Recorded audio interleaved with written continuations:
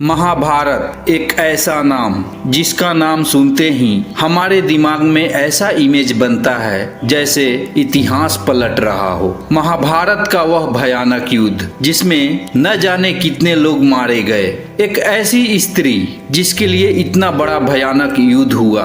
दोस्तों, इस इंटरेस्टिंग कहानी में आप खो जाएं। इससे पहले वीडियो को लाइक कर दें और चैनल को सब्सक्राइब कर लें। चलिए आगे बढ़ते हैं। महाभारत की ऐसी कैरेक्टर द्रौपदी जिसके साथ इतनी बर्बरता हुई, उसके इज्जत की इतनी धज्जियां उड़ाई गई, भरी सभा में उसके कपड़े उतारे गए, उसका चीर हरण हुआ। हमारे इतिहास में शायद ही ऐसी कोई स्त्री होगी जिसके साथ ऐसा खेल खेला गया हो, ऐसी बर्बरता की गई हो। पता नहीं वो स्त्री कैसे सही होगी। महाभारत में रिश्तों को लेकर बहुत ही दाव पेच हैं। एक तरफ बहुपति तो दूसरी तरफ बहुपत्नी है। कहीं किसी का हरण हो रहा है तो कहीं किसी के साथ जबरदस्ती विवाह, लेकिन इन सब के बीच प्रेम के फूल भी खिले हैं। महाभारत के युद्ध अर्थात कौरव और पांडवों के बीच हुए युद्ध के लिए अक्सर लोग दुर्योधन और कौरवों के मामा शकुनी को ही जिम्मेदार ठहराते हैं,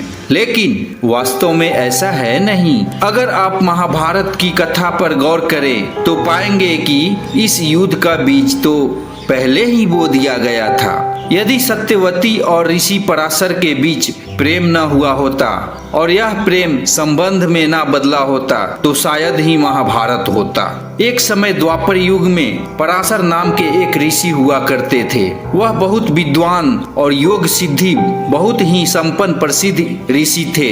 एक दिन की बात है जब वो यमुना पार करने के लिए जा रहे थे।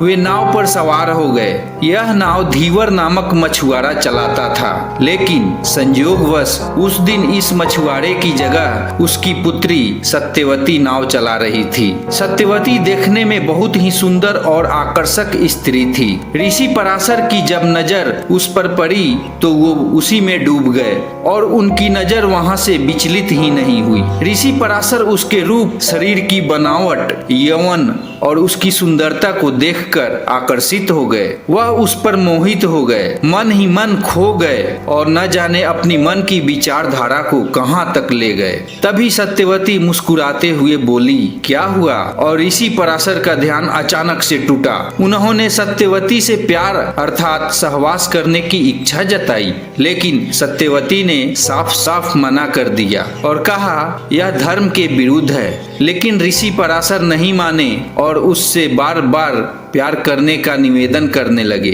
फिर भी सत्यवती नहीं मानी और उसने कहा विवाह से पहले ऐसा अनैतिक काम नहीं करूंगी। लेकिन ऋषि पराशर की व्याकुलता इतनी बढ़ गई थी कि उनके दिमाग में कुछ और सूझ ही नहीं रहा था। शायद बिना इस काम को किए वो कुछ और कर ही नहीं सकते थे।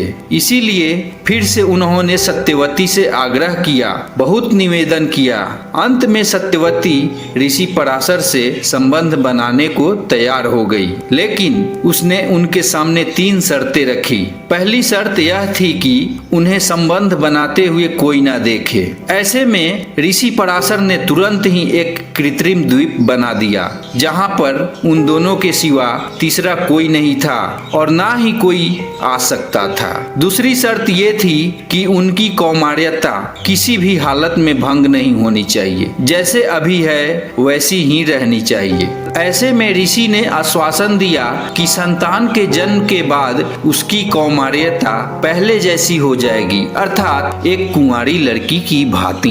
तीसरी शर्त ये कि उसके शरीर से मछली जैसी दुर्गंध आती थी, जिसे मनमोहक सुगंध में बदल दिया जाए। ऋषि पराशर ने उसके चारों ओर एक सुगंध का वातावरण निर्मित कर दिया, जिसे कई मील दूर से भी महसूस किया जा सकता था। इन सभी शर्तों को पूरा करने के बाद सत्यवती और ऋषि पराशर ने नाव में ही संबंध बनाया और सत्यवती गर्भवती हो गई। समय बीतता गया और कुछ महीने बाद अचानक से सत्यवती को दर्द महसूस हुआ और इस दर्द का कारण था एक पुत्र का जन्म लेना। तो सत्यवती ने एक पुत्र को जन्म दिया जिसका नाम कृष्णदेव पायन रखा गया। यही पुत्र आगे चलकर महर्षि वेद व्यास के नाम से प्रसिद्ध हुआ। यही पुत्री सत्यवती आगे चलकर हस्तिनापुर नरेश शांतनु की रानी बनी। सत्यवती के कारण ही गंगा पुत्र देवव्रत को आजीवन ब्रह्मचारी रहने की प्रतिज्ञा लेनी पड़ी और देवव्रत का नाम भीष्म हो गया। एक समय बाद सत्यवती के राजा शांतनु से चित्रांगद और विचित्रवीर्य नामक 2 पुत्र हुए। चित्रांगद के बड़े होने पर उन्हें हस्तिनापुर का राजा बनाया गया। फिर कुछ ही समय बाद गंधर्वों से युद्ध करते हुए चित्रांगद मारे गए। इस समय भीष्म ने उनके अनुज विचित्रवीर्य को राज सौंप दिया। विचित्रवीर्य की 2 रानियां थी और वो दोनों रानियों के साथ भोग विलास में डूबा रहता था, किंतु दोनों ही रानियों से उनकी कोई संतान नहीं हुई और वह पीलिया रोग से पीड़ित होने के कारण मृत्यु को प्राप्त कर गया। तब माता सत्यवती ने अपने पहले पुत्र वेद व्यास को बुलाया, जिससे धृतराष्ट्र, पांडु और विदुर का जन्म हुआ, जिनसे महाभारत का बीज पनपना शुरू हो गया और महाभारत का असली खेल यहीं से स्टार्ट हुआ। दोस्तों, कैसी लगी ये कहानी अपनी राय कमेंट में जरूर बताएं और वीडियो को लाइक कर दें, चैनल को भी सब्सक्राइब कर लें।